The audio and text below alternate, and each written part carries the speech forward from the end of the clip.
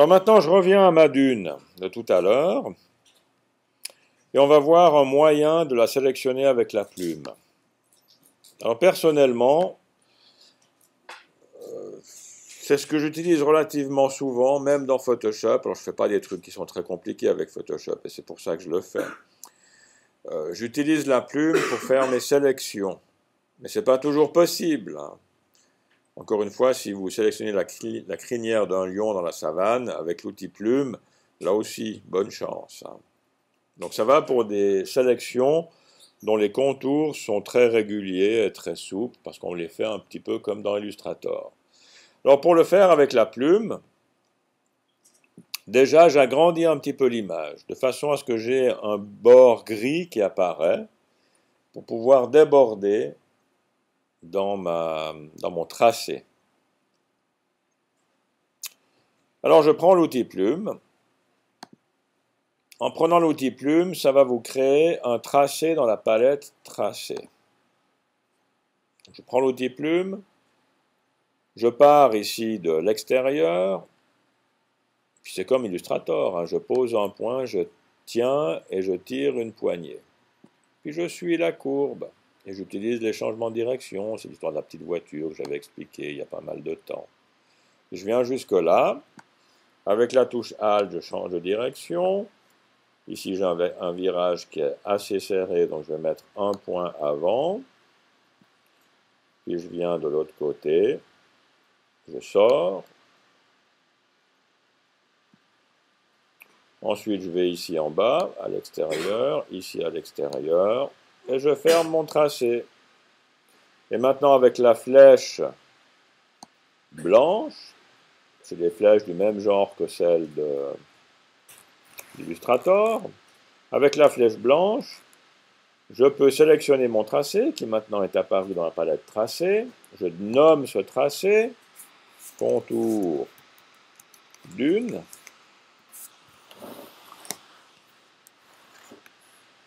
Et avec la flèche blanche, je peux sélectionner mon tracé et je l'ajuste.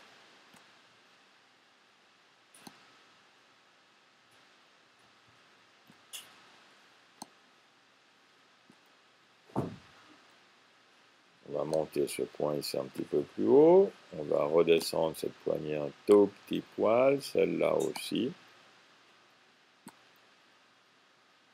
Ici, il faut que j'allonge un petit peu celle-là. Comme ça. Voilà mon tracé. Une fois que j'ai ce tracé, je peux le rendre visible ou pas. Si je le rends visible, j'ai un menu qui est actif. Et je peux faire une sélection. Dans ma sélection, je peux choisir si je veux un flou autour de mon image. Non, je ne vais pas en mettre, mais je vais mettre un lissage. Je valide. Et maintenant, c'est comme si j'avais fait ma sélection avec la baguette magique, comme tout à l'heure. Sauf que là, elle est faite à partir d'un tracé.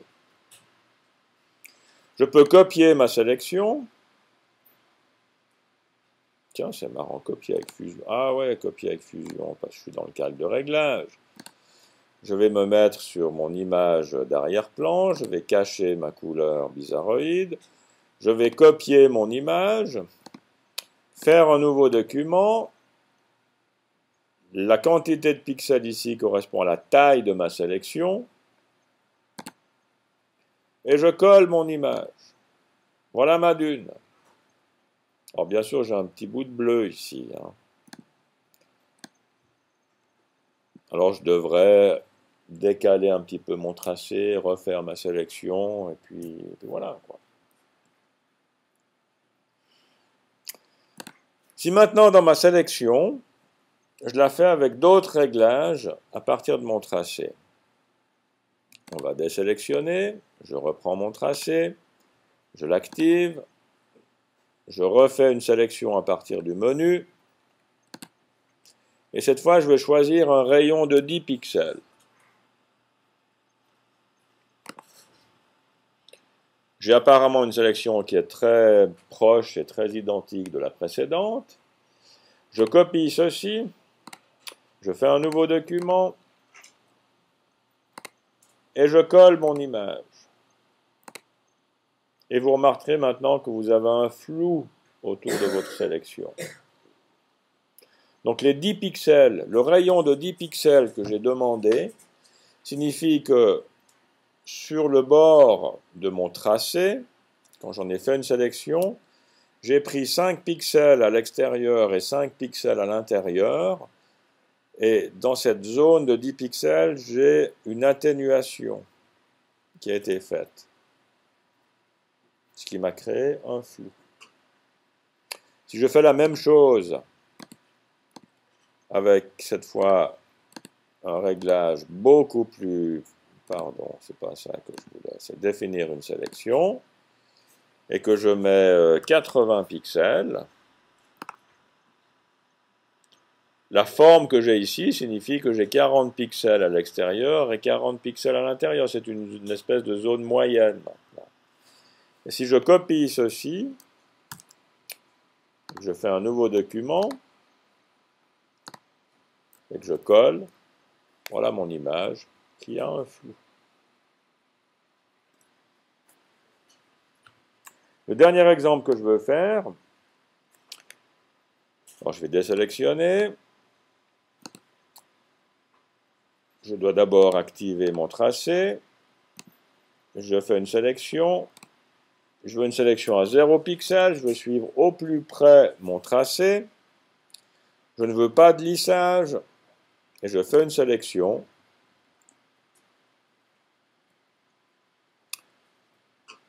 Je zoome. Voilà ma sélection qui a suivi au plus près mon tracé. Si j'active mon tracé passe ici au milieu. Alors, il faut être conscient que le tracé que j'ai dessiné avec la plume, c'est un tracé vectoriel, comme dans Illustrator. Ce tracé va passer par-dessus des pixels sans suivre le bord. Au moment où je vais convertir ce tracé en sélection, je vais avoir une sélection qui est en escalier parce que je vais inclure des pixels ou ne pas les inclure. Et maintenant, ces pixels, en ne demandant pas de lissage, ça signifie que je vais copier la couleur des pixels en escalier qui sont là. Si je copie ma sélection, peut-être qu'il faut que je désélectionne mon contour, je copie ma sélection, je fais un nouveau document et je colle cette sélection. Ce que j'ai ici, c'est un bord en escalier. Ce que j'avais dans le premier exemple où j'avais un rayon de 0 et avec le lissage, c'est un bord en escalier mais avec 1 pixel de transparence.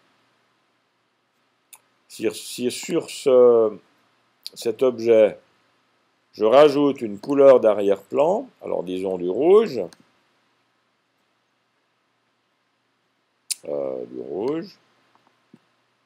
pétant, et que je remplis mon image avec l'arrière-plan en couleur rouge, mode normal 100%. Tiens, je vais remplir pourtant. Remplir avec... Ah, mes couleurs d'arrière-plan, c'est couleurs de premier plan. Vous remarquez qu'ici, il y a une petite transparence. C'est le lissage que j'ai utilisé lorsque j'ai fait la sélection à partir du tracé. Si je prends ma dernière image, qui est ici, je remplis l'arrière-plan de rouge, édition remplir, couleur de premier plan. J'ai pas de lissage ici, j'ai pas de pixels transparents. Mon expérience m'a montré que lorsqu'on fait une sélection avec un tracé, on va juste le refaire, je prends mon tracé, j'active mon tracé. Lorsque je fais une sélection ici, les valeurs qu'on met ici dans le rayon, c'est entre 0 et 2 pixels, rarement plus que 2, voire 1. Et on demande le lissage pour avoir la petite zone de transparence sur le bord. Et comme ça vous évitera d'avoir une image qui est collée par-dessus une autre, vous avez l'impression que c'est coupé au ciseau. Voilà, je m'arrêterai là pour cette explication sur la sélection avec l'outil plume et les réglages correspondants.